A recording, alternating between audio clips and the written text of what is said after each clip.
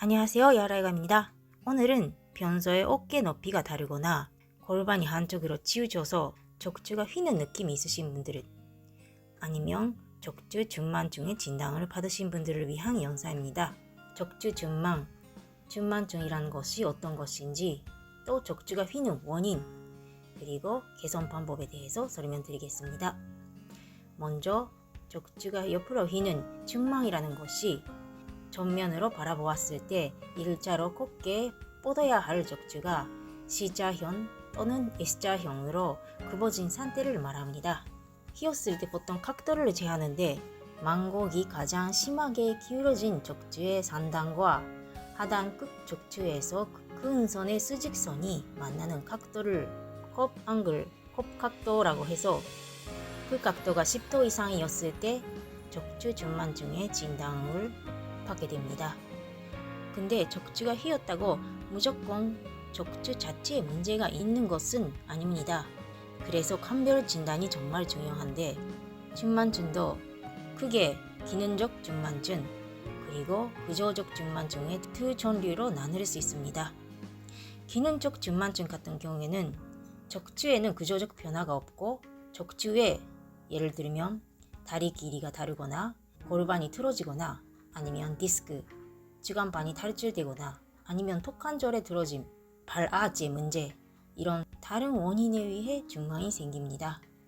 그래서 근본적인 원인, 다리 길이, 골반이 틀어지거나 지관반의 문제, 아지, 이런 것들을 적절한 재활 운동으로 이런 근본적인 원인을 해결하고, 잘못된 자세 등 일상생활의 습관을 수정하면 휘어진 척추는 저절로 제자리로 돌아옵니다. 근데 문제는 구조적 준만증 같은 경우에는 척추 자체에 구조적 변화가 있는 경우입니다. 이런 경우에는 척추가 옆으로 10도 이상 중망이 되는 것뿐만 아니라 척추뼈가 비정상적으로 회전하게 됩니다. 예를 들면 흉추 부분이 오른쪽으로 굽은 경우 척추 주체도 오른쪽 방향으로 회전이 먹히고, 그것 때문에 척추 털기는 왼쪽으로 이동하게 되고, 또 척추의 회전에 따라 척추에 붙어 있는 늑골도 오른쪽 늑골이 튀어나오게 됩니다. 아니면 허리 부분에서 왼쪽으로 굽으면 왼쪽 허리 부분이 약간 튀어나오게 됩니다. 그거에 따라 골반은 흉곽과 반대 방향으로 회전이 되고, 고관절은 상대적으로 안쪽으로 내회전, 그리고 살짝 굽힌 굴곡 상태가 되는 가능성이 높습니다. 기능적 준만증 같은 경우에는 척추뼈가 회전되어 있지는 않다고 하는데, 엑스레이를 자세히 보면 약간 회전이 먹힐 때도 있어서, 특히 준만 각도가 많이 안 나올 때 구조적 준만증인지 기능적 준만증인지를 감별 진단하기가 예민할 때가 있다는 것은 사실입니다. 기능적 준만증 같은 경우에는 자기 자신의 척추가 휘는 근본적인 문제를 해결하면 개선이 되는데, 그 문제는 구조적 준만증 같은 경우에는 간격과 힘으로 척추가 회전까지 일으키다 보니까 개선이 쉽지가 않습니다. 얼마나 간격하냐면은, 척추 수술을 하시는 의사 선생님 말을 하시기에는 휘어진 척추가 워낙 뻣뻣해서 기계를 가지고 잡아당겨도 움직이지 않을 정도라고 합니다. 그걸로 운동이나 마사지로 개선한다는 것이 정말 어려운 일입니다. 구조적 준만증 안에서도 또 여러가지 종류로 나눌 수가 있는데, 80%에서 90% 이상은 특발성 준만증입니다. 특발이라는 말은 원인을 밝히지 않다는 뜻인데, 유아기나 청소년기 아니면 성인이 되어도 발생하는데, 이런 시기에 척추 자체가 휘게 되는 증상입니다. 특히 성장기 10대, 초등학교 고학년 때 갑자기 척추가 휘기 시작하는 사람이 많은데, 그 원인은 유전적 문제, 신경 근육의 이상, 호르몬 이상 등 여러 원인은 알려져 있긴 한데, 확실히 증명된 것은 없어서 특발성이라는 진단명이 붙여져 있습니다. 아니면 태어나기 전부터 선천적으로 척추가 휘는 선천적인 준만증도 있고, 아니면 내성마비나 근육병 같은 신경 근육의 질환 때문에 구조적 준만증이 생길 수도 있습니다. 이런 구조적 준만증 같은 경우에는 휘는 방향이 대부분 같은 방향으로 휘는데, 등 우측, 허리는 좌측, 이런 S자형으로 휘는 사람이 제일 많고, 아니면 등만 우측, 아니면 허리만 좌측, 이런 형태로 80%에서 90%가 등 우측, 허리 좌측, 아니면 등 우측, 아니면 허리 좌측, 이렇게 휘게 되어 있습니다.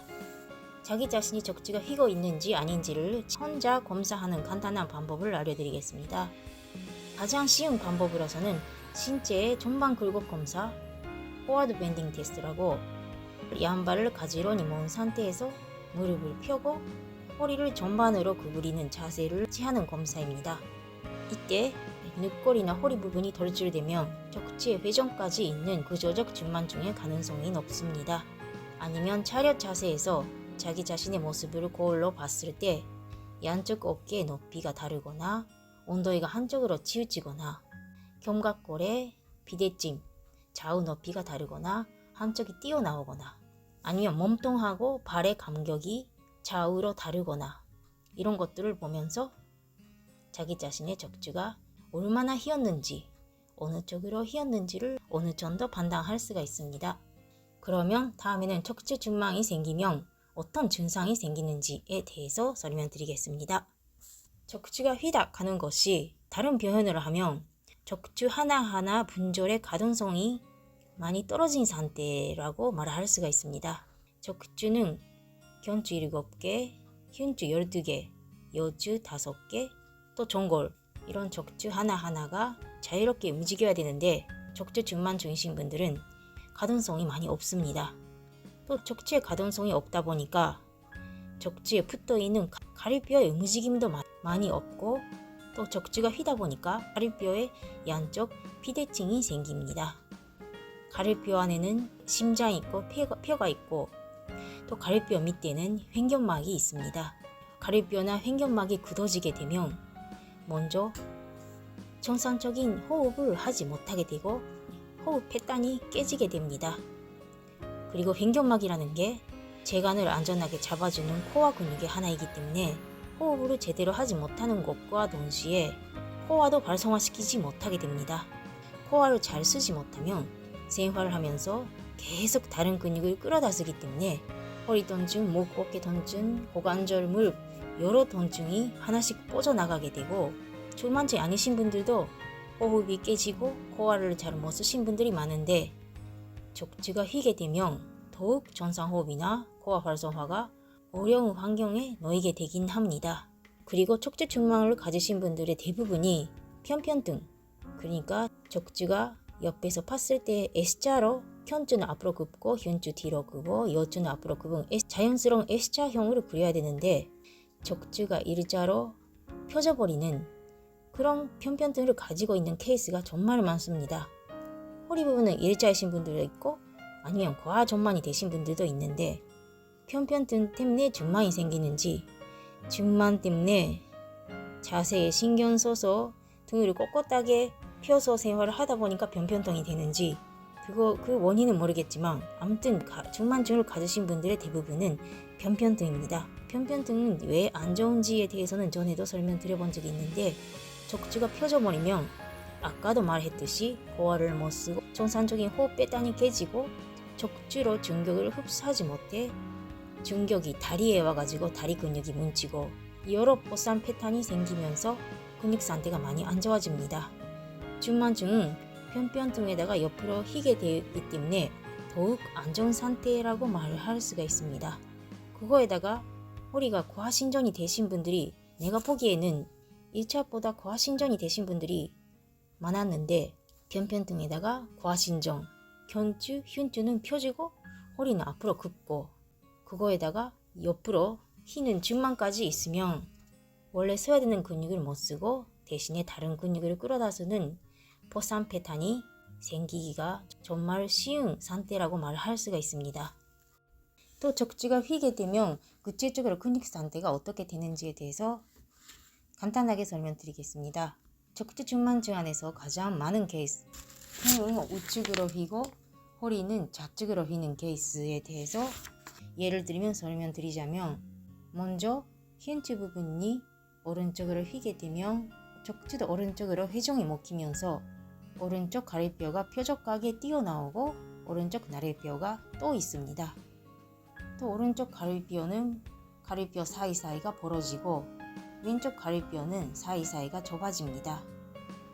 이런 형태로 가리뼈가 정상 형태와 달라지다 보니까 호흡할 때도 숨을 마실 때는 오른쪽 등 쪽은 공기가 들어가는 느낌이 나는데 왼쪽은 공기가 잘 못 들어가고 또 숨을 내쉴 때는 가리뼈가 살짝 조이게 되면서 공기를 뺏어내야 되는데 오른쪽 가리뼈는 조이지 못해서 잘 내쉬지 못하고 또 왼쪽 가리뼈도 마실 때 들어오는 공기가 부족해서 내쉴 때도 잘 내쉬지 못합니다. 또 기립근도 흉추는 오른쪽이 늘어나고 또 요쪽 부분은 왼쪽이 늘어납니다. 이 근육이 늘어나면서 척추가 무너지지 않도록 계속 잡고 있기 때문에 근육이 계속 긴장되면서 뻣뻣해집니다. 그래서 등은 오른쪽, 허리는 왼쪽이 통증이 있으신 분들이 대부분 많고 또 견갑골도 바깥쪽으로 외전이 되니까 견갑골의 사이에 있는 근육, 능형근 같은 근육들도 늘어나면서 계속 잡고 있는 상태가 되니까 오른쪽 견갑골 사이가 뻐근하신 분들이 많습니다. 등은 오른쪽은 이런 식으로 혈액순환이 안 좋아지니까 통증도 약간 둔한 통증 이런 느낌이 들고 또 왼쪽이 아픈 경우에는 척추 사이가 좁아지면서 압축이 되니까 약간 날카로운 통증이 생길 수도 있습니다.